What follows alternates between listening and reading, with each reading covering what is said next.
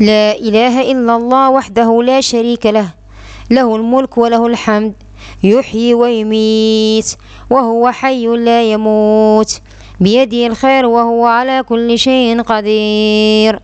لا إله إلا الله وحده لا شريك له، له الملك وله الحمد، يحيي ويميت وهو حي لا يموت، بيده الخير وهو على كل شيء قدير.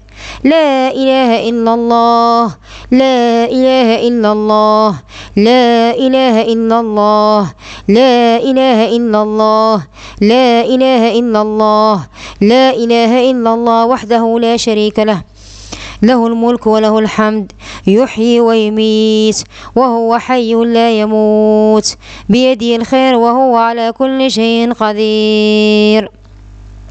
سبحان الله وبحمده، سبحان الله العظيم، سبحان الله وبحمده، سبحان الله العظيم، سبحان الله وبحمده، سبحان الله العظيم. الله أكبر كبيرا، والحمد لله كثيرا، وسبحان الله بكرة وأصيلا. الله أكبر كبيرا، والحمد لله كثيرا، وسبحان الله بكرة وأصيلا. الله أكبر كبيرا، والحمد لله كثيرا، وسبحان الله بكرة وأصيلا. فسبحان الله حين تمسون وحين تصبحون، وله الحمد في السماوات والأرض وعشيا وحين تظهرون. يخرج الحي من الميت ويخرج الميت من الحي، ويحيي الأرض بعد موتها، وكذلك تخرجون. فسبحان الله حين تمسون وحين تصبحون، وله الحمد في السماوات والأرض وعشيا وحين تظهرون. يخرج الحي من الميت ويخرج الميت من الحي، ويحيي الأرض بعد موتها، وكذلك تخرجون. فسبحان الله حين تمسون وحين تصبحون، وله الحمد في السماوات والأرض وعشيا وحين تظهرون. يخرج الحي من الميت ويخرج الميت من الحي، ويحيي الأرض بعد موتها، وكذلك تخرجون. لا إله إلا أنت سبحانك إني كنت من الظالمين. لا إله إلا أنت سبحانك إني كنت من الظالمين. لا إله إلا أنت سبحانك إني كنت من الظالمين. إن الله وملائكته يصلون على النبي، يا أيها الذين آمنوا صلوا عليه وسلموا تسليما. اللهم صل على الصادق الوعد الأمين محمد رسول الله سيد المرسلين، وعلى آله وأصحابه أجمعين، كما صليت على سيدنا إبراهيم وعلى آل سيدنا إبراهيم. وبارك اللهم على الصادق الوعد الأمين محمد رسول الله وعلى آله وأصحابه أجمعين، كما باركت على وبارك اللهم على الصادق الوعد الأمين محمد رسول الله وعلى آله وأصحابه أجمعين، كما باركت على سيدنا إبراهيم وعلى آل سيدنا إبراهيم في العالمين إنك حميد مجيد، وعلى من تبعهم بإحسان إلى يوم الدين. وسلام على عبادك الذين اصطفيت وعلى الملأ الأعلى. Aujourd'hui, Inch'Allah, on va discuter quelques preuves que l'islam est une religion véridique. On va commencer, Inch'Allah, par la citation du Surah Al-Fatiha du Noble Coran. أعوذ بالله من الشيطان الرجيم. بسم الله الرحمن الرحيم. الحمد لله رب العالمين الرحمن الرحيم مالك يوم الدين إياك نعبد وإياك نستعين اهدنا الصراط المستقيم صراط الذين أنعمت عليهم غير المغضوب عليهم ولا الضالين آمين.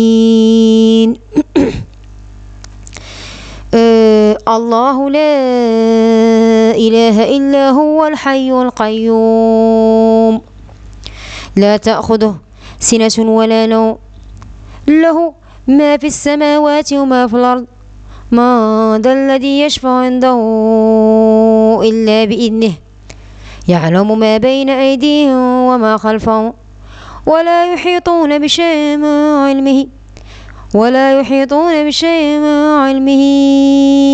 إلا ما شاء وسع كرسيه السماوات والأرض ولا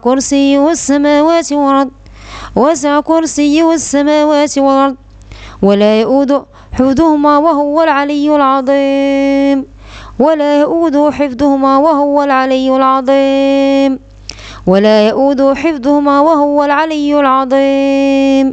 سبحان الله وبحمده سبحان الله العظيم سبحان الله وبحمده سبحان الله العظيم سبحان الله وبحمده سبحان الله العظيم. Parmi les preuves que l'islam est une religion véridique, le grand défi de produire un seul chapitre semblable au chapitre du Coran.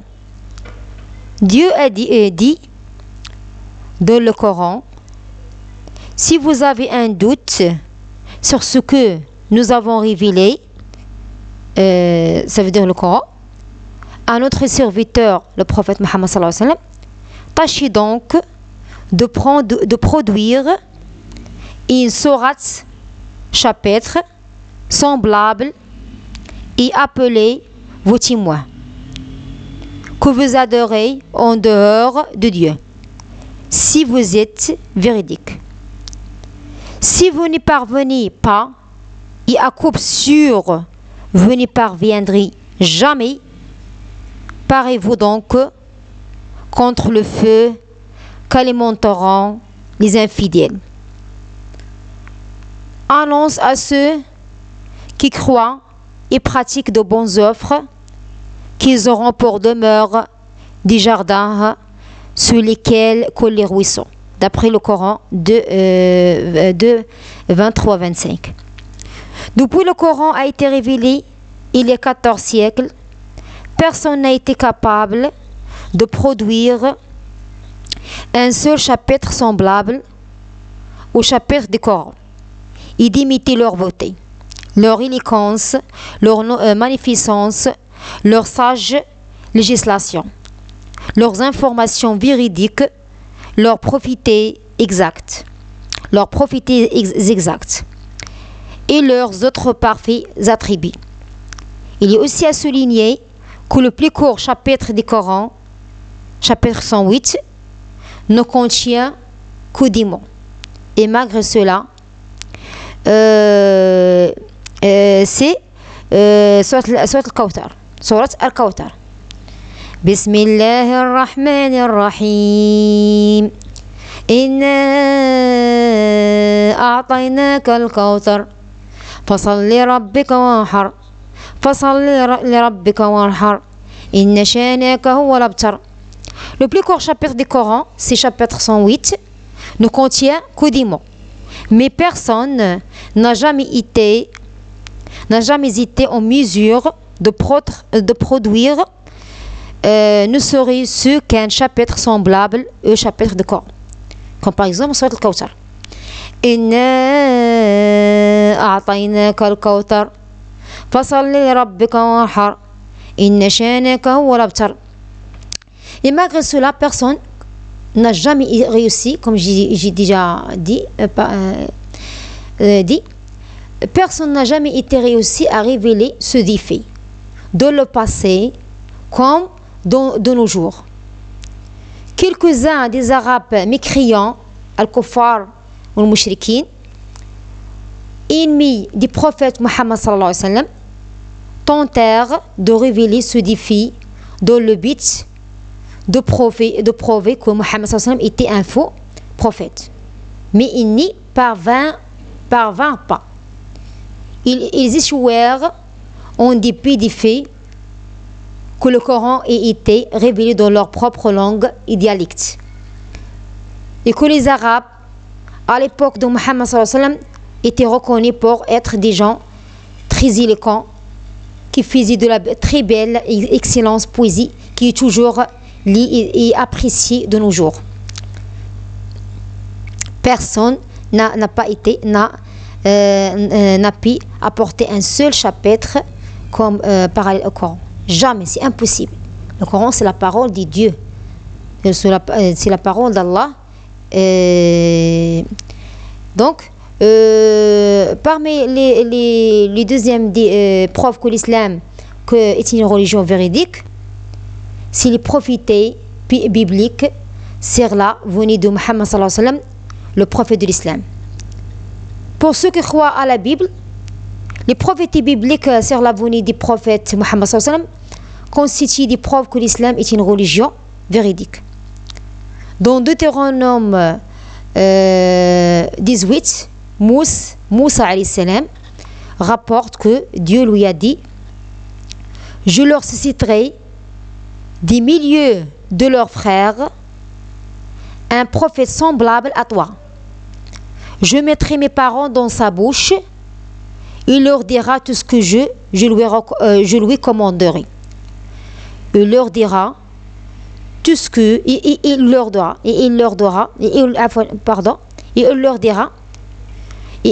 dira tout ce que je lui commanderai. Si un homme n'écoute pas mes paroles que ce prophète aura prononcées en mon nom, alors c'est moi-même qui en demanderai compte à cet homme. Deutéronome 18, 19. De ces versets, nous pouvons conclure que le prophète dont il est question dans cette prophétie doit avoir les trois caractéristiques suivantes. Premièrement, il sera comme Moussa alayhi salam. Il sera ici des frères des Israélites, c'est-à-dire les Ismaélites. Dieu mettra ses paroles dans la bouche de ce prophète. C'est le prophète Muhammad sallallahu alayhi wa sallam. Bien sûr, le prophète Muhammad sallallahu alayhi wa sallam. Et ce dernier dira tout ce que Dieu lui commandera. On va étudier, Inch'Allah, ces trois caractéristiques de plus près. Un prophète comme Moussa alayhi salam. Il n'y a eu guère de prophètes qui se ressemblèrent autant que Moussa alayhi salam, ou bien Moussa alayhi salam et Muhammad sallallahu alayhi wa sallam. Ils reçurent tous deux une loi et un code de vie détaillé. Ils affrontèrent tous deux leurs ennemis et obtinrent la victoire de façon miraculeuse. Ils furent tous deux acceptés comme prophètes et hommes d'État. Ils émigrèrent tous deux suite à une conspiration pour les assassiner. Voilà. Si nous faisions des analogies comme entre Moussa et Jésus, il ne pourrait inclure celles mentionnées ci-dessus, plus que d'autres similarités cruciales telles que la naissance, la vie familiale et la mort de Moussa alayhi salam et de Muhammad sallallahu alayhi wa sallam, qui ne s'applique pas à Jésus. De plus, qui ne s'applique pas à Jésus. Donc, Muhammad sallallahu alayhi wa sallam ressemblait, on remarque que Muhammad sallallahu alayhi wa sallam ressemblait à Moussa, pas à Jésus. Par ailleurs, on remarque dans l'évangile selon Jean, les Juifs attendaient la réalisation de trois prophéties distinctes.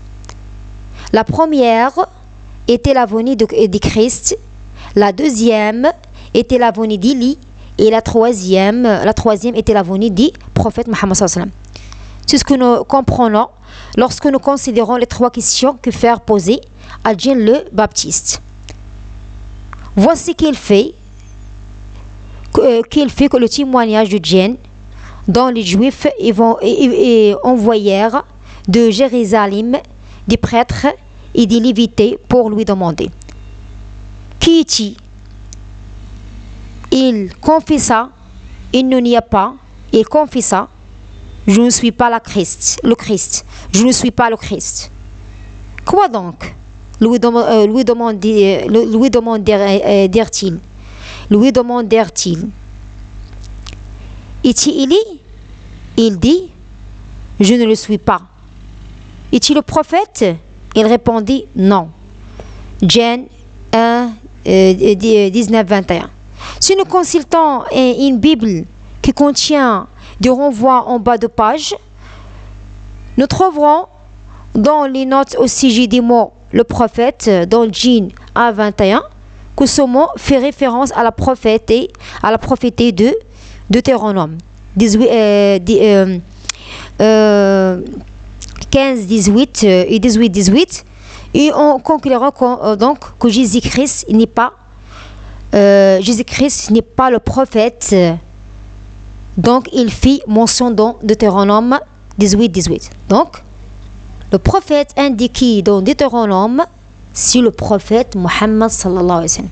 C'est le prophète Muhammad sallallahu alayhi wa sallam. C'est le prophète Muhammad sallallahu alayhi wa sallam. Ok?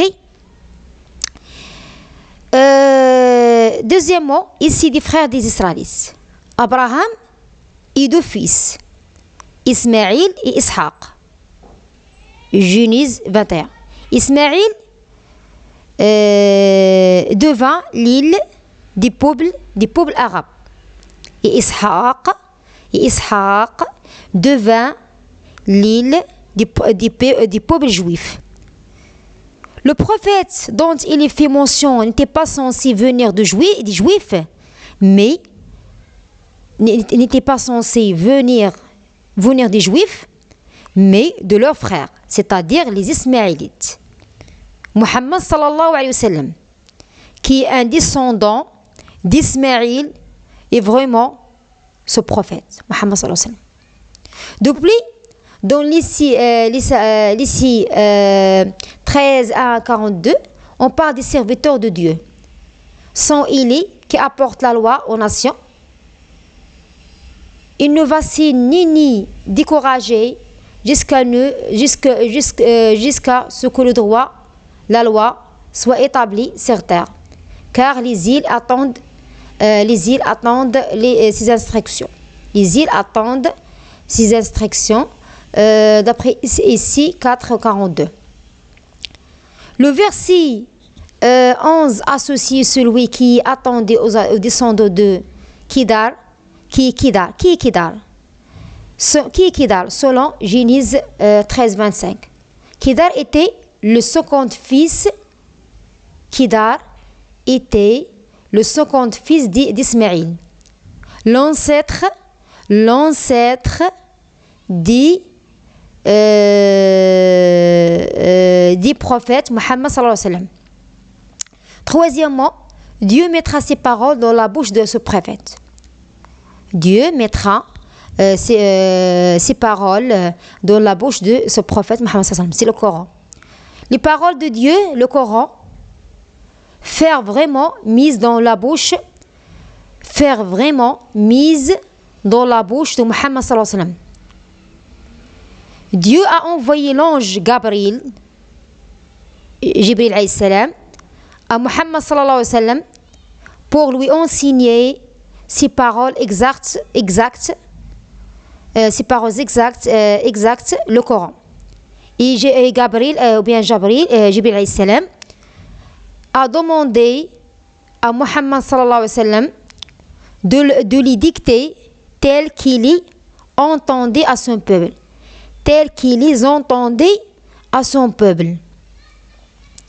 Les paroles n'étaient donc pas les siennes. Il n'était pas l'expression de ses propres pensées, mais faire mise dans sa bouche par l'ange Jibril alayhi salam. Des vivants de Muhammad sallallahu alayhi wa sallam et sous sa supervision, ces paroles faire mémoriser et mises par écrit par ses compagnons. Depuis cette prophétie que l'on retrouve dans le Deutéronome, mentionne les faits que ce prophète prononcera les paroles de Dieu en son nom.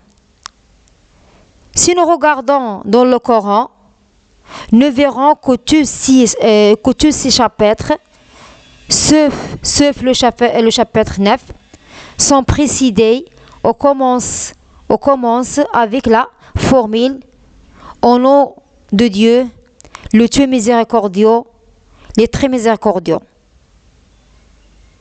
Au nom de Dieu, le Dieu miséricordieux, le très miséricordieux.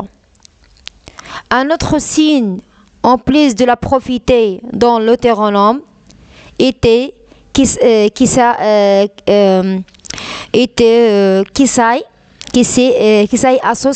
associé le messager relié à Kedar avec un cantique nouveau, une écriture dans un langage nouveau. Une écriture dans un langage nouveau qui sera chanté à Dieu, ici en 11-10-42. Cela est mentionné de façon plus claire dans la prophétie d'ici et en langue étrangère qu'il va parler à ce peuple. Ici 11-28. Un autre chapitre, un autre point connexe et que le Coran fait révéler en plusieurs sections, c'est une période de 23 ans. Le Coran fait révéler en plusieurs sections, c'est une période de 23 ans. Il est intéressant de comparer cela avec ici 28 qui parle de la même chose. Quand il dit ordre sur ordre, ordre sur ordre, règle sur règle, règle sur règle, un peu par-ci, un peu par-là. Ici, 10-28. Remarquez que Dieu a dit dans la prophétie de Deutéronome 18, si un homme n'écoute pas mes paroles que ce prophète aura prononcées en mon nom, alors c'est moi-même qui en demanderai compte à cet homme. Deutéronome 18-19. Deutéronome 18-19. Cela signifie que quiconque croit à la Bible doit nécessairement croire que ce prophète dit, et ce prophète était le prophète, et ce prophète était le prophète Mohammed sallallahu alayhi wa sallam. Donc, l'islam c'est la seule religion acceptée par Allah et la seule religion véridique. Okay? La seule religion, le prophète Mohammed c'est le dernier prophète et l'islam c'est la seule religion acceptée, par Allah. Troisièmement, pour les preuves que l'islam est une religion véridique, c'est les versets du Coran qui font mention d'événements à venir qui se sont réalisés par la suite. Un exemple des événements prédits dans le Coran est la victoire des Romains sur les Persais dans les 3 à 9 années, suivant leur défaite.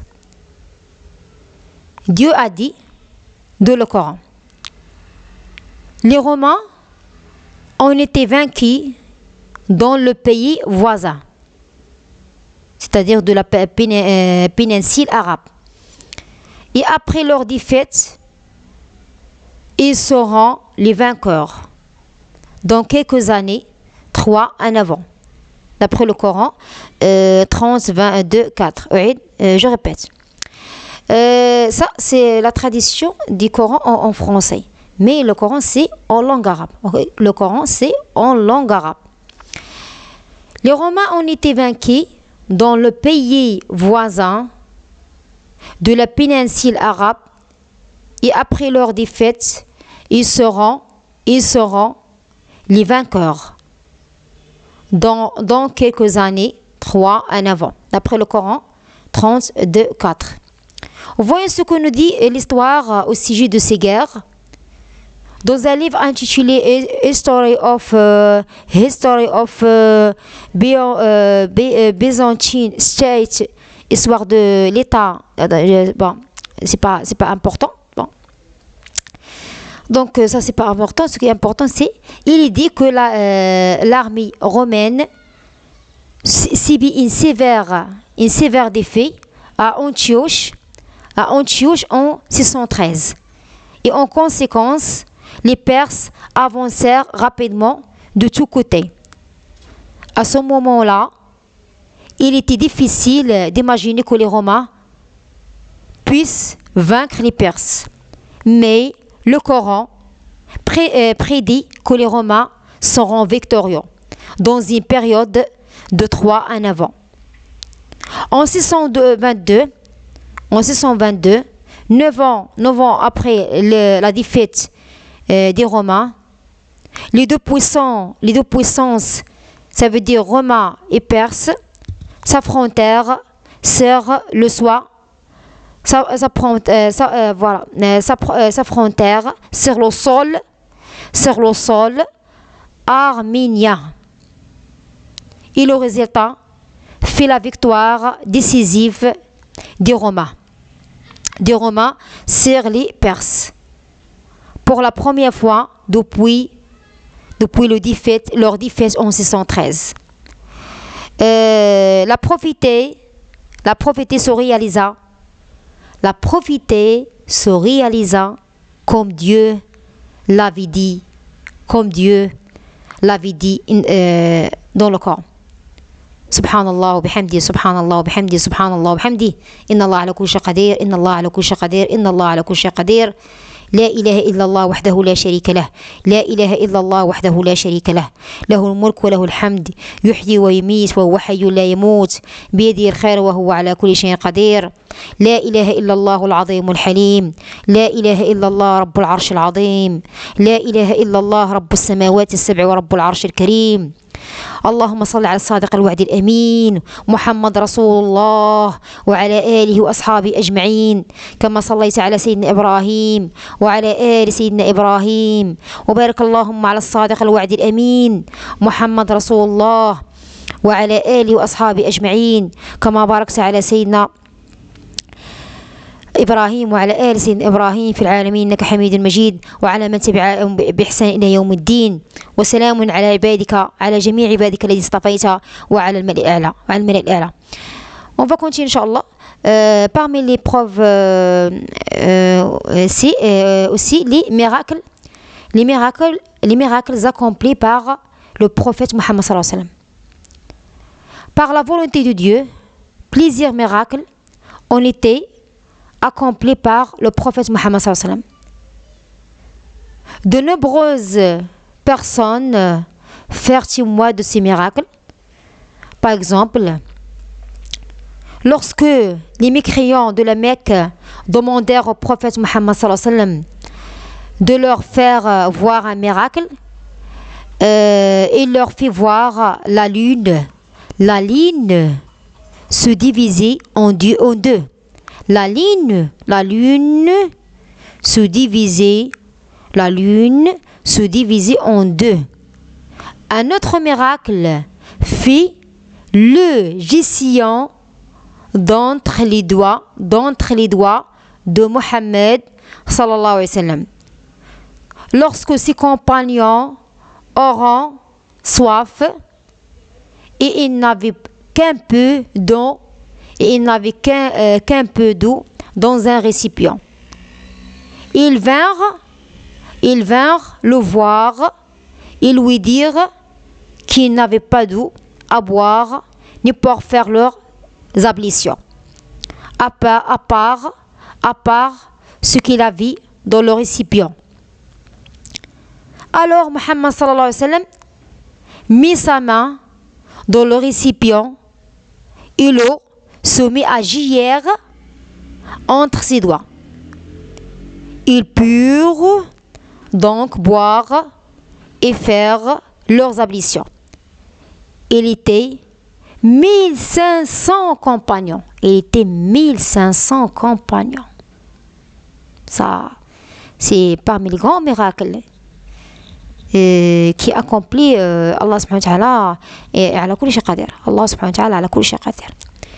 إن تنصروا الله ينصركم إن تنصروا الله فلا غالب لكم ألا إن حزب الله هم المفلحون ألا إن حزب الله هم المفلحون ألا إن أولياء الله لا خوف عليهم ألا إن أولياء الله لا خوف عليهم ولا هم يحزنون. Il n'y a plus d'autres إذن on va continuer Inch'Allah parmi les règles.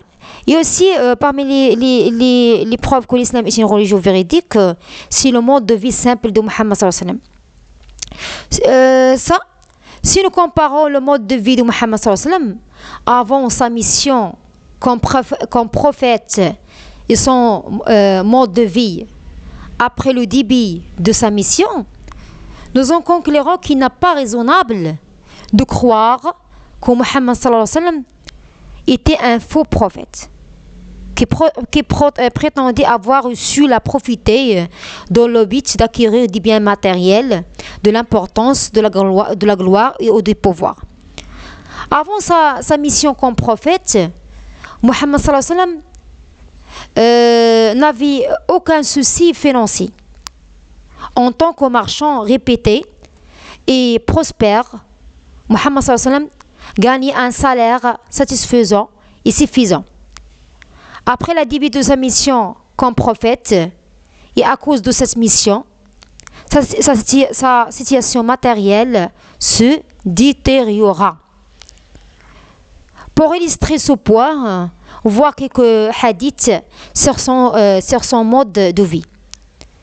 Aïcha, la femme de Muhammad sallallahu alayhi wa sallam, a dit: oh mon nouveau, il nous arrivait de voir passer 3 nouvelles lunes en deux mois, sans que nous ayons allumé un feu pour cuisiner dans la mission du prophète Muhammad sallallahu alayhi wa sallam.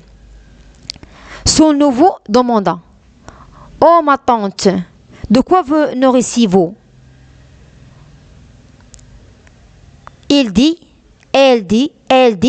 c'est-à-dire Aïcha radiallahu anha dit, les deux choses noires, les dattes et l'eau. Mais le prophète sallallahu alayhi wa sallam avait des voisins ansar, qui possédaient des chamelles qu'ils allaitaient. Ils envoyaient un peu de leur lit au prophète Muhammad sallallahu alayhi wa sallam. Sahl ibn Sa'd, un des compagnons de Muhammad sallallahu alayhi wa sallam, a dit: le prophète de Dieu Muhammad sallallahu alayhi wa sallam n'a pas vu de pain fait de farine raffinée du moment où Dieu lui a confié la mission du prophète jusqu'à sa mort. Aïcha radiallahu anha, la femme du prophète Muhammad sallallahu alayhi wa sallam, a dit: le matelas du prophète Muhammad sallallahu alayhi wa sallam sur lequel il dormait était fait de cuir rembourré avec des fèves de palmier. Amr ibn al-Harith, un des compagnons de Muhammad sallallahu alayhi wa sallam, il dit que lorsque le prophète sallallahu alayhi wa sallam est mort, il n'a laissé ni argent ni quoi que ce soit d'autre à part sa mule blanche qu'il montait, ses armes et une parcelle de terre qu'il laissa en charité.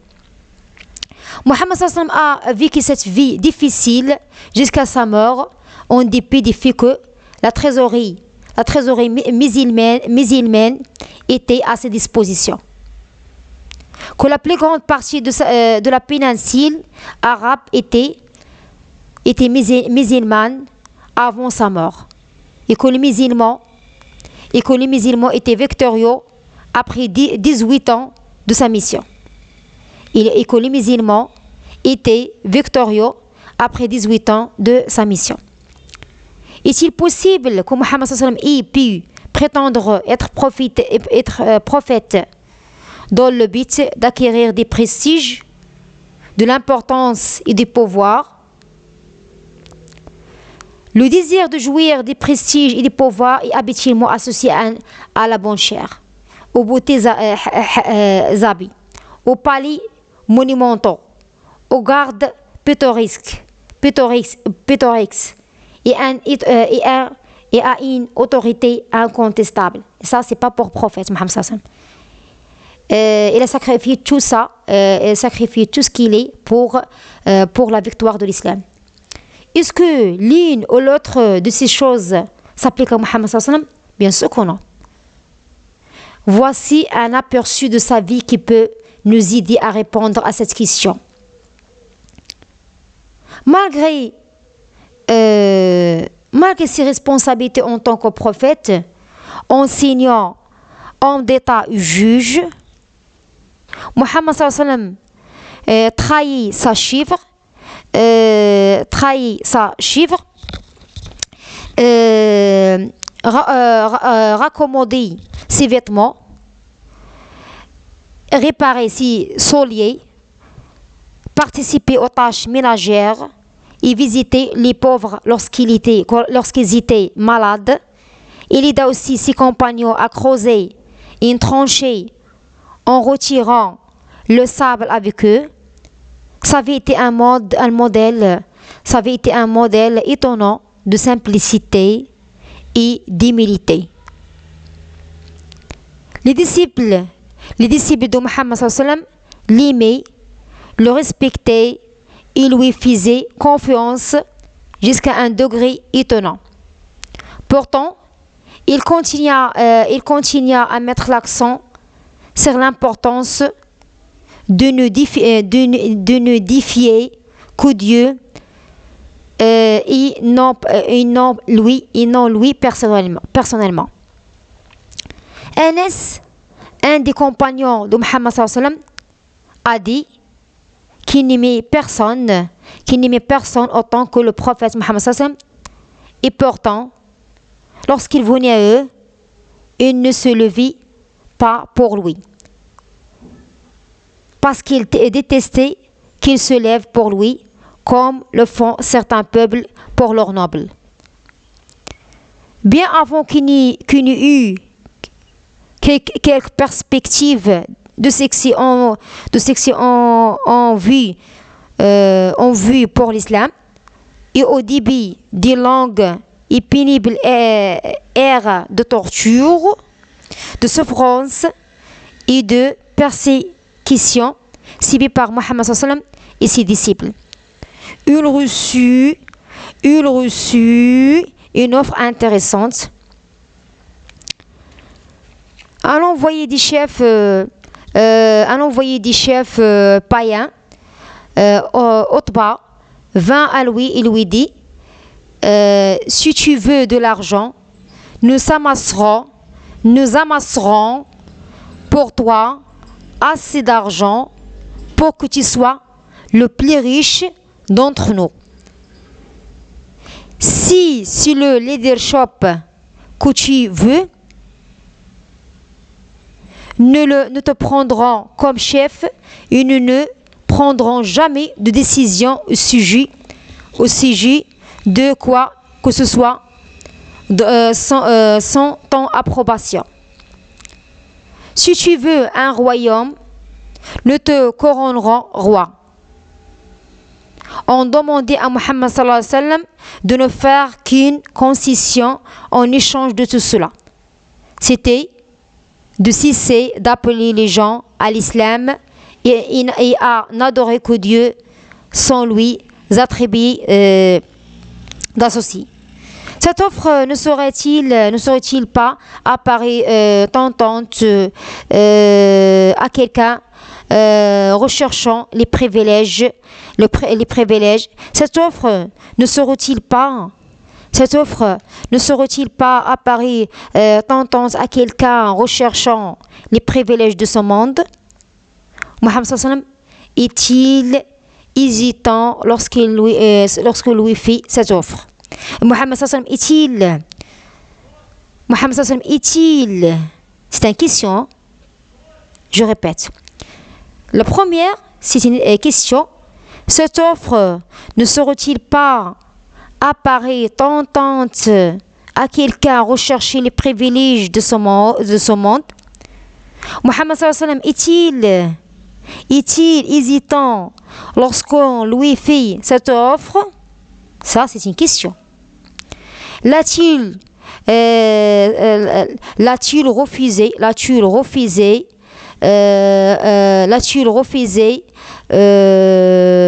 par stratégie de marchandage pour laisser la porte ouverte à une meilleure offre? L'a-t-il refusé par stratégie de marchandage pour laisser la porte ouverte à une meilleure offre? Ça, c'est une question. Voici ce que fait sa réponse.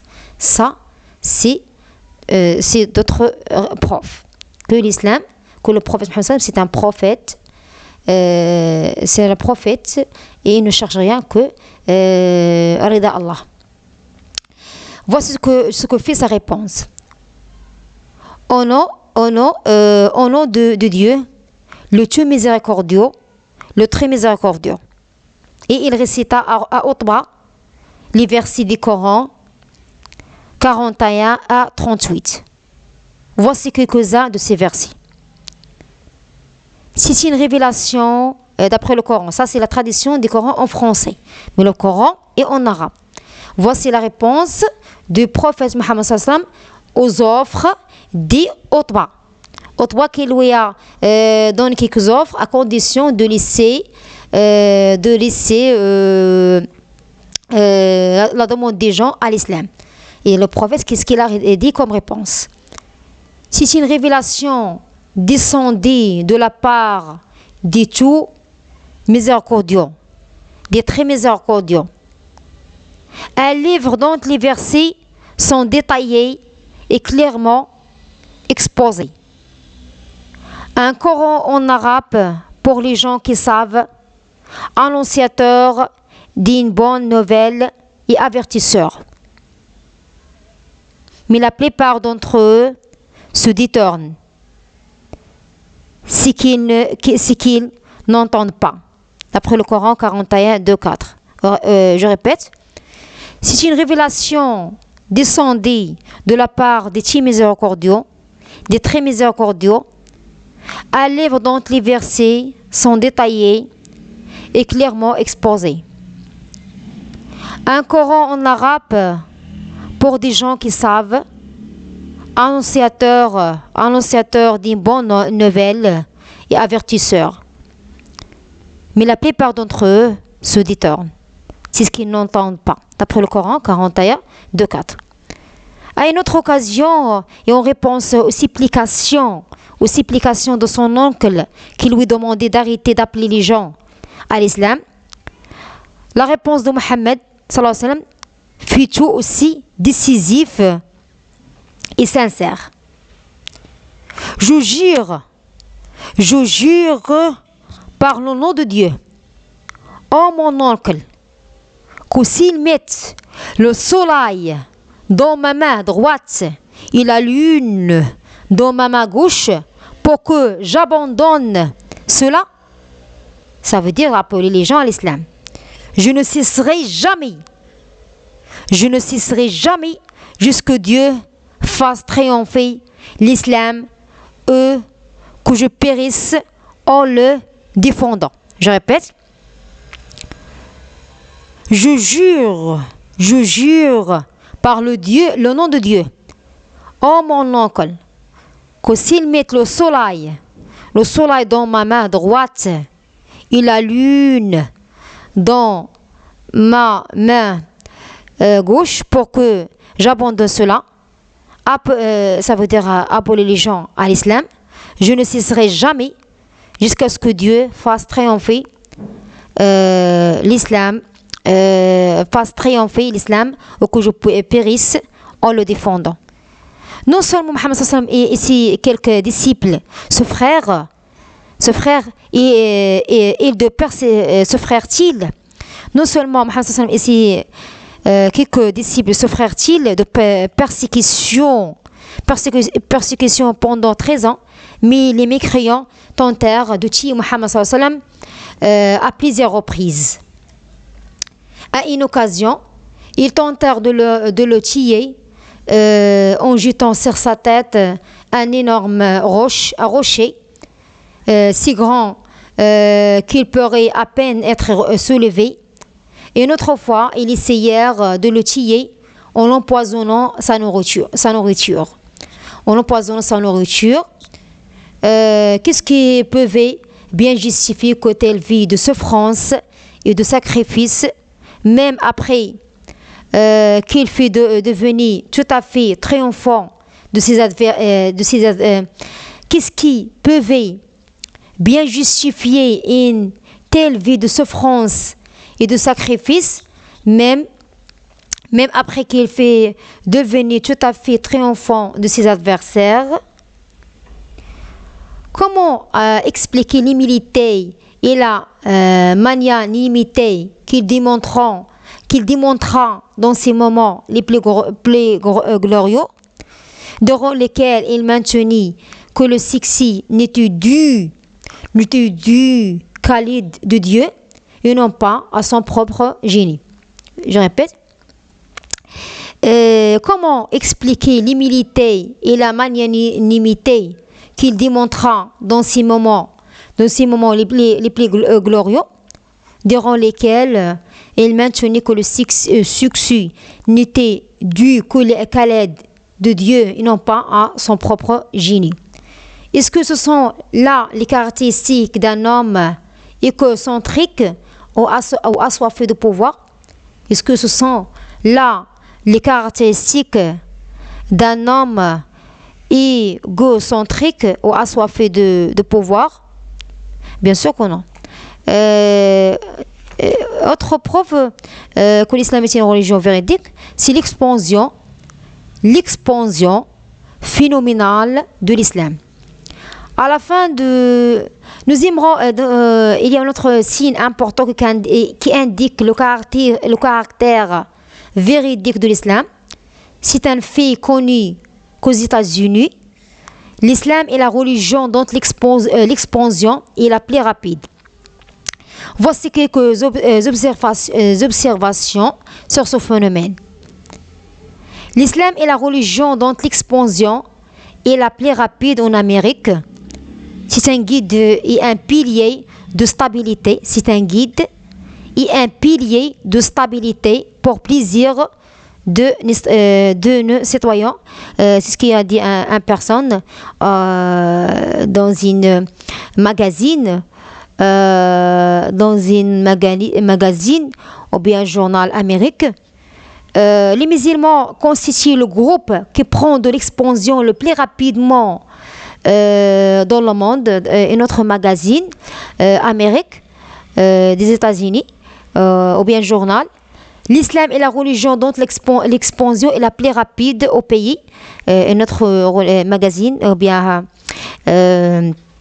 d'Amérique.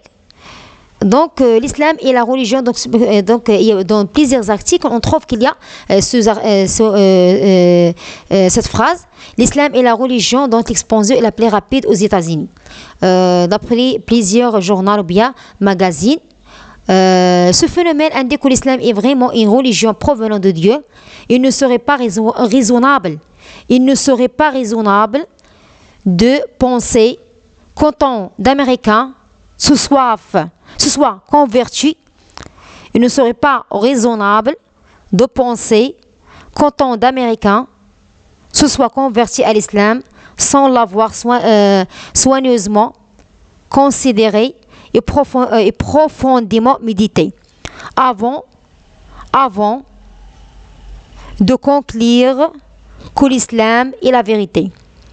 Ces Américains proviennent de différentes classes, races et conditions sociales.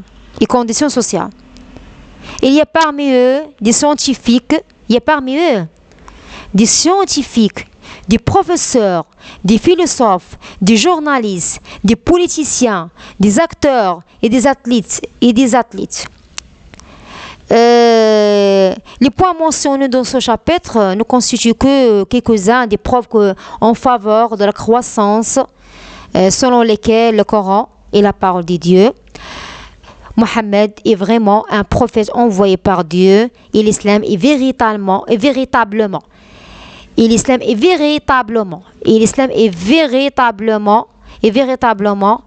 une religion provenant de Dieu. On va terminer dans ce chapitre. Bismillah ar-Rahman ar-Rahim. قل هو الله أحد الله الصمد لم يلد ولم يولد ولم يكن له كفوا أحد. بسم الله الرحمن الرحيم. إذا جاء نصر الله والفتح إذا جاء نصر الله والفتح ورأيت الناس يدخلون في دين الله أفواجا فسبح بحمد ربك واستغفر إنه كان توابا. سبحان الله وبحمده سبحان الله العظيم سبحان الله وبحمده سبحان الله العظيم سبحان الله وبحمده سبحان الله العظيم. أستغفر الله العظيم الذي لا إله إلا هو الحي القيوم وأتوب إليه. أستغفر الله العظيم الذي لا إله إلا هو الحي القيوم وأتوب إليه. أستغفر الله العظيم الذي لا إله إلا هو الحي القيوم وأتوب إليه. إن الله وملائكته يصلون على النبي يا أيها الذين آمنوا صلوا عليه وسلموا تسليما.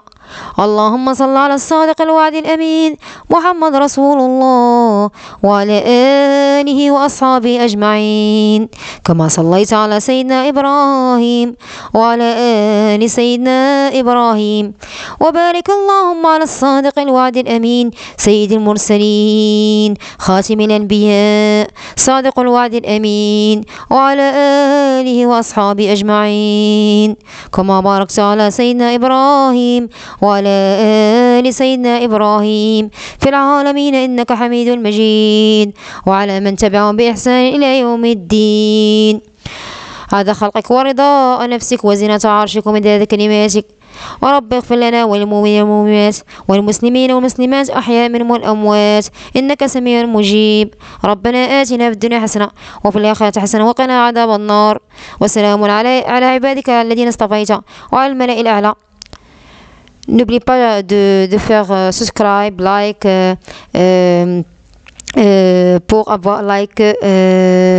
pour avoir et toujours chercher de nouveau. أستودعكم الله الذي لا تضيع ودائعه أستودعكم الله الذي لا تضيع ودائعه والسلام عليكم. أستودعكم الله الذي لا تضيع ودائعه والسلام عليكم ورحمة الله وبركاته.